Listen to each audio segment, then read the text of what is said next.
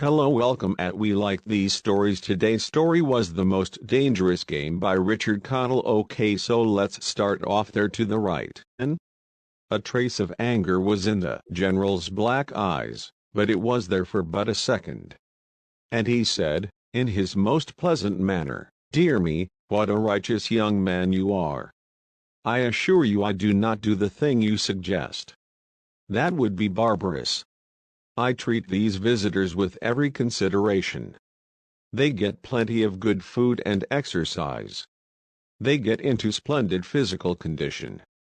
You shall see for yourself tomorrow." "What do you mean?" "We'll visit my training school," smiled the general. "It's in the cellar. I have about a dozen pupils down there now. They're from the Spanish bark Sanlúcar that had the bad luck to go on the rocks out there. A very inferior lot, I regret to say. Poor specimens and more accustomed to the deck than to the jungle." He raised his hand, and Ivan, who served as waiter, brought thick Turkish coffee. Rainsford, with an effort, held his tongue in check. "It's a game, you see," pursued the general blandly. "I suggest to one of them that we go hunting. I give him a supply of food and an excellent hunting knife. I give him 3 hours' start. I am to follow, armed only with a pistol of the smallest caliber and range. If my quarry eludes me for 3 whole days, he wins the game. If I find him," the general smiled, "he loses. Suppose he refuses to be hunted?" "Oh," said the general, "I give him his option, of course. He need not play that game if he doesn't wish to. If he does not wish to hunt, I turn him over to Ivan. Ivan once had the honor of serving as official nodder to the great white Tsar, and he has his own ideas of sport. Invariably, Mr. Rainsford, invariably they choose the hunt. And if they win?" The smile on the general's face widened. "To date I have not lost," he said. Then he added, hastily, "I don't wish you to think me a braggart, Mr. Rainsford. Many of them afford only the most elementary sort of problem. Occasionally I strike a Tartar. One almost did win. I eventually had to use the dogs." "The dogs?" "This way, please. I'll show you." The general steered Rainsford to a window. The lights from the windows sent a flickering illumination that made grotesque patterns on the courtyard below, and Rainsford could see moving about there a dozen or so huge black shapes. As they turned toward him, their eyes glittered greenly. "A rather good lot, I think," observed the general. "They are let out at 7 every night. If anyone should try to get into my house, or out of it, something extremely regrettable would occur to him." He hummed a snatch of song from the Folies-Berger. "And now," said the general, "I want to show you my new collection of heads. Will you come with me to the library?" "I hope," said Rainsford, "that you will excuse me tonight, General Zaroff. I'm really not feeling well." "Ah, indeed?" the general inquired, solicitously. "Well, I suppose that's only natural, after your long swim. You need a good, restful night's sleep. Tomorrow you'll feel like a new man, I'll wager. Then we'll hunt, eh? I've one rather promising prospect." Rainsford was hurrying from the room. "Sorry you can't go with me tonight," called the general. "I expect rather fair sport, a big, strong, black. He looks resourceful. Well, good night, Mr. Rainsford. I hope you have a good night's rest." The bed was good, and the pajamas of the softest silk, and he was tired in every fiber of his being, but nevertheless Rainsford could not quiet his brain with the opiate of sleep. He lay, eyes wide open. Once he thought he heard stealthy steps in the corridor outside his room. He sought to throw open the door. It would not open. He went to the window and looked out. His room was high up in one of the towers. The lights of the chateau were out now, and it was dark and silent. But there was a fragment of sallow moon, and by its wan light he could see, dimly, the courtyard. There, weaving in and out in the pattern of shadow, were black, noiseless forms. The hounds heard him at the window and looked up, expectantly, with their green eyes. Rainsford went back to the bed and lay down. By many methods he tried to put himself to sleep. He had achieved a doze when, just as morning began to come, he heard, far off in the jungle, the faint report of a pistol. General Zaroff did not appear until luncheon. He was dressed faultlessly in the tweeds of a country squire. He was solicitous about the state of Rainsford's health.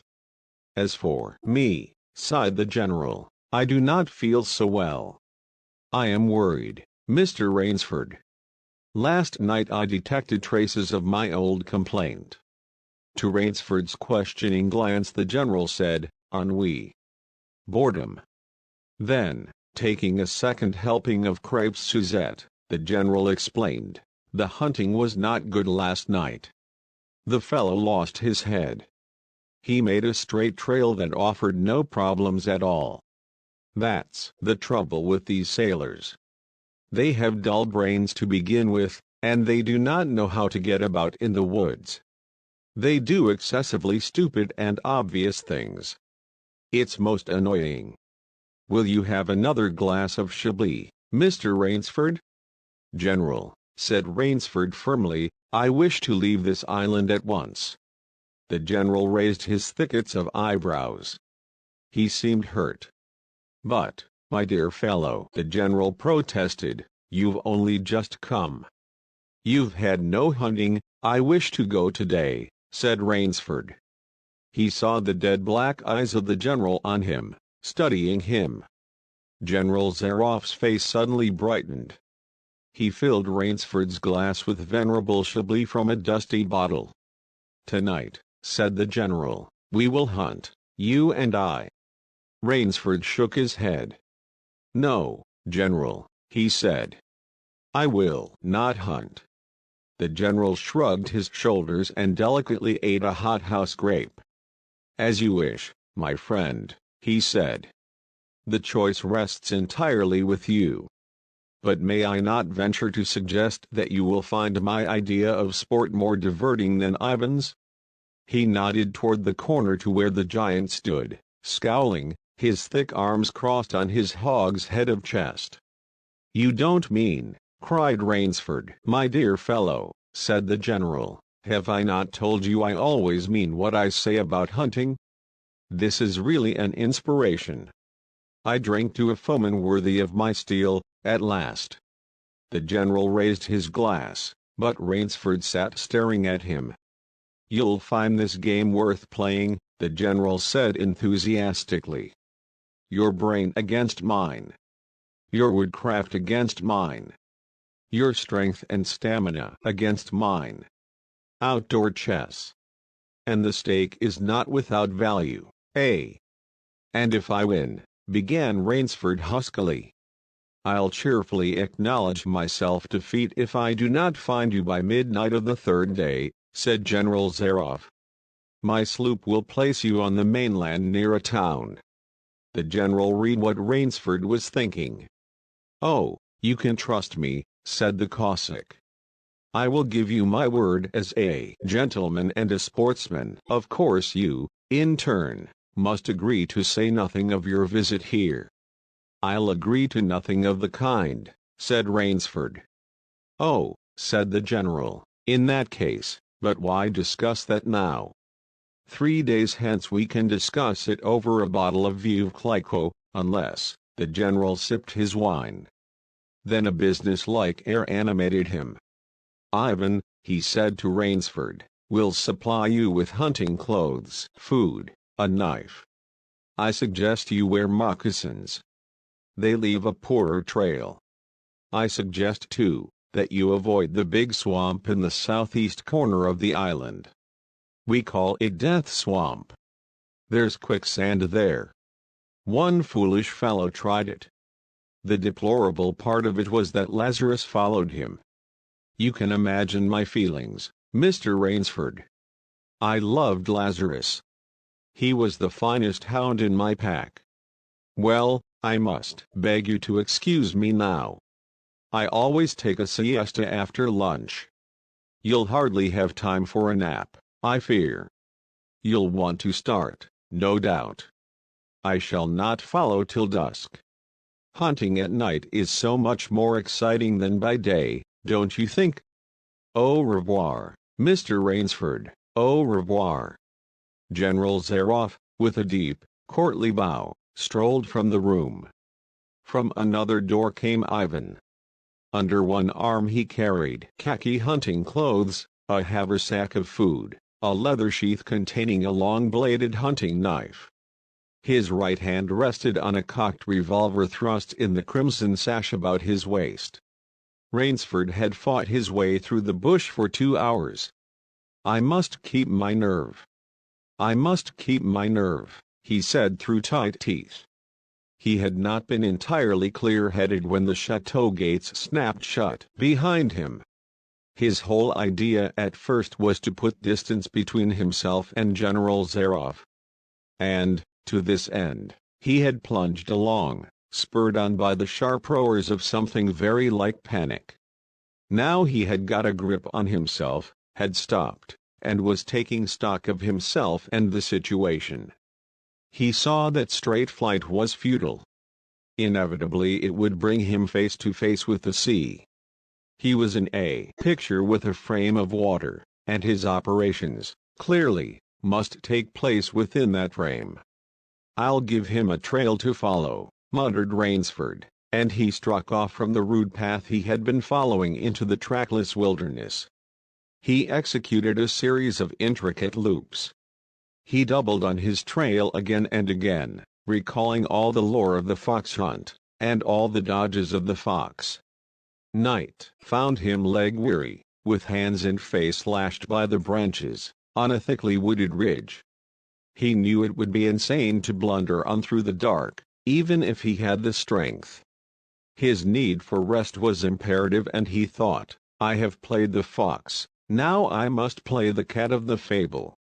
A big tree with a thick trunk and outspread branches was nearby, and, taking care to leave not the slightest mark, he climbed up into the crotch, and, stretching out on one of the broad limbs, after a fashion, rested. Rest brought him new confidence and almost a feeling of security. Even so zealous a hunter as General Zaroff could not trace him there, he told himself. Only the devil himself could follow that complicated trail through the jungle after dark. But perhaps the general was a devil. An apprehensive night crawled slowly by like a wounded snake, and sleep did not visit Rainsford, although the silence of a dead world was on the jungle. Toward morning, when a dingy gray was varnishing the sky, the cry of some startled bird focused Rainsford's attention in that direction. Something was coming through the bush, coming slowly, carefully, coming by the same winding way Rainsford had come. He flattened himself down on the limb and, through a screen of leaves almost as thick as tapestry, he watched. That which was approaching was a man. It was General Zaroff. He made his way along with his eyes fixed in utmost concentration on the ground before him. He paused, almost beneath the tree, dropped to his knees and studied the ground. Rainsford's impulse was to hurl himself down like a panther, but he saw that the general's right hand held something metallic, a small automatic pistol. The hunter shook his head several times, as if he were puzzled.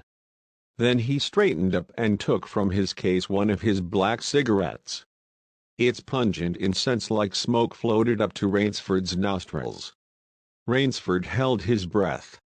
The general's eyes had left the ground and were traveling inch by inch up the tree. Rainsford froze there, every muscle tensed for a spring. But the sharp eyes of the hunter stopped before they reached the limb where Rainsford lay. A smile spread over his brown face. Very deliberately he blew a smoke ring into the air. Then he turned his back on the tree and walked carelessly away, back along the trail he had come. The swish of the underbrush,